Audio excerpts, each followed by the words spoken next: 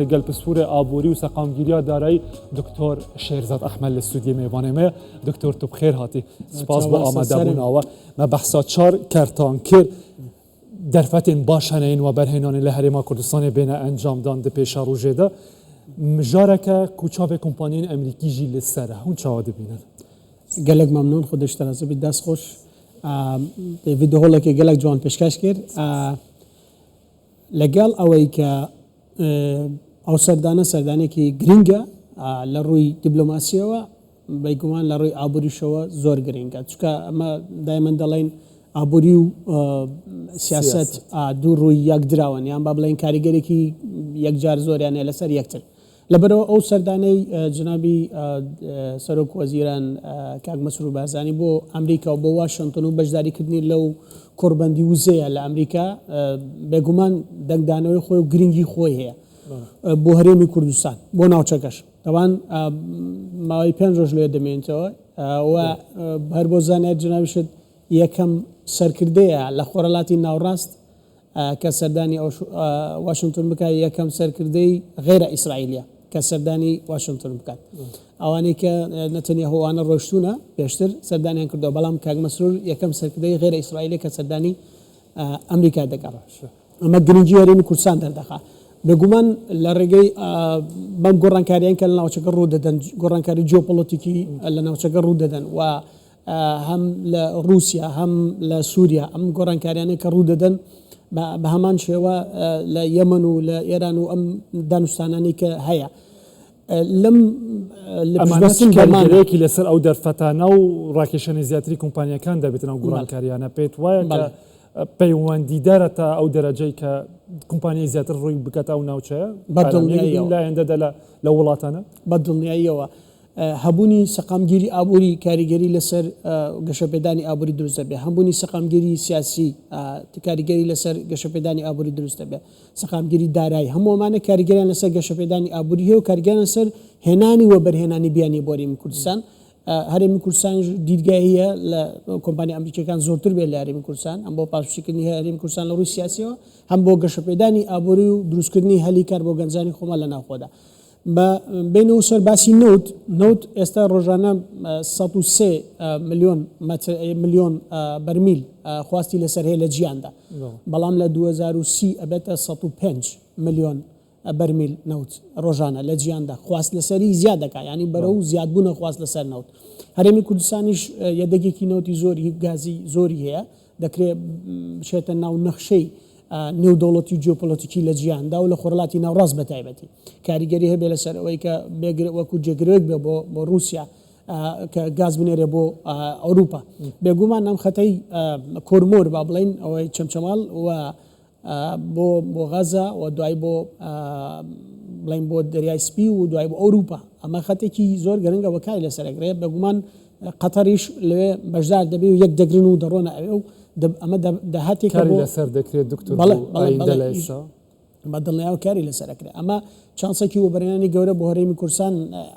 ڕەخسێنێ، ینی تەنها نەوت ئەوەی کە باس کرد کە دیدگای حکوومەتی هەرێم دەیەوێت لە 340,000 بەرمیلەوە بیکات بە 1 ملیۆن بەرمیل، ئەمە بە تەنها پێویستی بە 13 ملیار دلار وەبەرهێنانەیە. باشە لەم کاتەدا پێویستیە هەیە لەم سەردانەی سەرۆک وەزیر بۆ واشنگتن و بەشداریکردن لەو کۆڕبەندەی پەیوەندیدار بە وزە دەتوانرێت چه ڕاکێشانی وەبەرهێنان هەبێتن کاریگەری لەسەر هەبێتن؟ بەدڵنیاییەوە دەرفەتەنە باس دەکرێت بەدڵنیاییەوە هەر لە دروستبوونی پەیوەندیەکانی نێوانی هەرێمی کوردستان و بەڵێن ئەمریکا لە مێژە تا ئێستاکە پەیوەندی سیاسی و ئابووریش هەبووە. ئێستا پەیوەندی ئابوووریەکان باشترە پەرەی پێ بدەین وەکو حکوومەتی هەرێمی کوردستان کاری زیاتر لەسەر بکەین، بە تایبەتی لەگەڵ ئەمریکا و لەگەڵ ئەم سەرۆکە نوێی ئەمریکا کە دۆناڵد ترامپە کە باگراوندێکی بزنس و ئیکۆنۆمی هەیە لەسەر ئەوە کار دەکات و لەسەر ئەوە پەیوەندیەکانی دروست دەکات. جایمەش دەرفەتێکی باشمان هەیە، دەتوانین سوود لە کۆمپانیا ئەمریکیەکان وەرببینی و بەرهێنان کە لە هەرێمی کوردستان. باشە ئەم 13 ملیار دلار تقریبا تەنها لە بوارینەوە تا پێویستیمان ینی پێویستیمان بەوە بەرهێنانە ئەگە بێت بۆ هەرێمی کوردستان، ئەمە ساڵانە بۆ 12 ملیار دلار داهاتی دەبێت. لە بواری گازە عینەن بە هەمان شێوە بەو دیدگایی کە باس کرد کە بەرز بێتەوە بۆ 1 ملیار پێسێجا کەواتە بە هەمان شێوە پێویستیمان بە نزیکەی 10 بۆ 11 ملیار دلار و بەرهێنان هەیە ئەمە چانسێکی باشە بۆ کۆمپانیا ئەمریکیەکان بۆ هەرێمی کوردستانیش بێت ئەمە لە کاتێکدا دکتۆر کە ئاڵنگاری گەورە لە پێشە لە ڕووی هەناردەکردنی نەوت هەرێمی کوردستان هێشتا وەستاوە لە لایەکی دیکە عێریشەکانی گروپەکان ماوە ماوە لەسەر کۆرمۆر و ئەوانە ئەمە دەتوانێت چون هاوکار بێبوو نەهێشتنی یەکجاری و چارەسەرکردنی کێشەی هەناردەکردنەوە لەگەڵتم هێرشی گروپەکان کەم بۆتەوە ماوەیەکی زۆرە هێرشی گروپەکان کەم بۆتەوە لەسەر کۆرمۆر و ئەوانە بەڵام بۆ دەستپێکردنەوەی نەوتی دەستپێکردنەوەی هەناردەکردنی نەوت ئێستا یەکێک لە خاڵەکان ئەوەیە کە جنەبی سەرۆکی ئەنجومەنی وەزیران کاک مەسرور بارزانی لە ئەمریکایەکی خاڵەکان ئەوەیە کە کار لەسەرکرێ کە هەناردەکردنی نەوتی هەرێمی کوردستان دەست پێ بکاتەوە لە ڕێگەی تورکیاوە بێگومان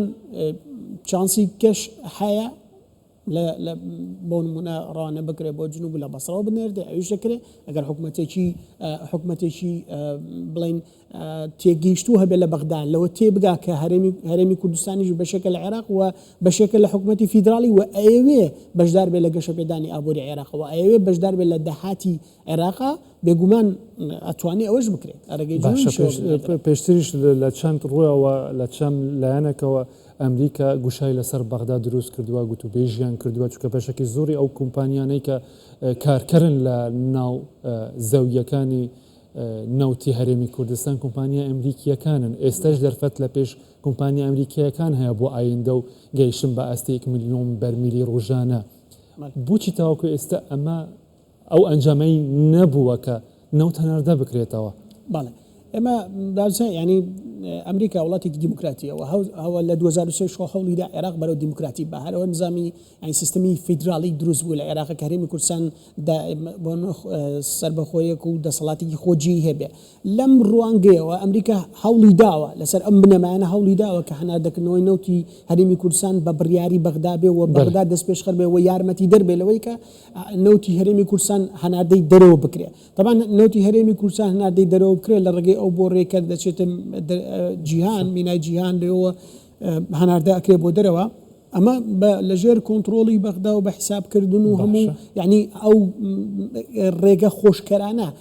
هەمووی دەبێت بەغدا پێی هەستێ یارمەتی دەربێتەوە هیچ نەبێت یارمەتی دەربێ یا موافقە بکە ڕزامەندی دەربڕێ لەسەرەوە بێگومان ئێمە ئەمانە باس ئەەکەین کە پێویستی بەمنەوە بەرهێنان هەیە طبعاً هەرێمی کوردستان بۆ هەرێمی کوردستان لە ڕووی ئابووریەوە باشترین شێواز بۆ ئەوەی کە بە کەمترین تێشون بۆەوەی کە نەوت هەناردە بکە ڕێگەی جیهانە ڕێگەی تورکیا باشە ئەمە بێگومان کاریگەری ئەبێت و ئێمە ینی ئەمریکا زەختی کردووە هەوڵی داوە و زەختی زۆرشی کردووە و ئەکرێ زەختی زیاتریش بکە بۆی کە نەوت بەنە هەناردەی دەرەوە بکرێت زۆر سپاس دکتۆر ئەحمەد شێرزاد بەسپۆرەی ئابووری و سەقامگیریە دارایی ماندۆ نەبن.